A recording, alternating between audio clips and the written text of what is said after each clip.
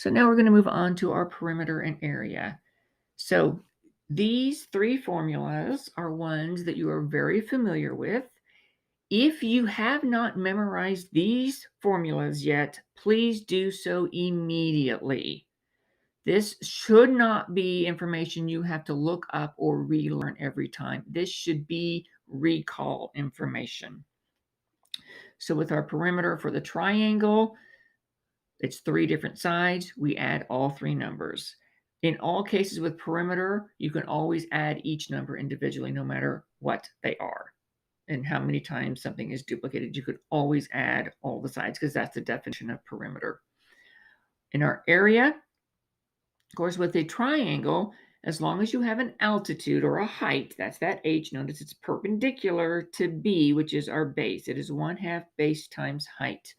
It has to be perpendicular to the base that you're using. For this drawing, I could not use, for instance, 1/2 a times the h because a is not the base of that triangle when I'm using h as that height. So make sure that what you're measuring and for area is always perpendicular for that triangle. Keep in mind the altitude does not have to be inside the triangle. Okay, so with the square, since all sides are the same, the perimeter is simply 4 times the number of sides, and our area is the side squared. With our rectangle, we know we have opposite sides are congruent. So 2 lengths, 2 widths for our perimeter.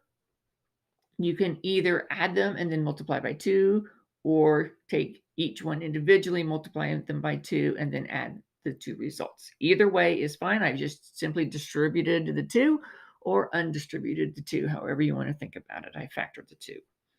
And for our area, it is length times width. Hopefully, there are things that you do remember, and we will be using these formulas for this unit.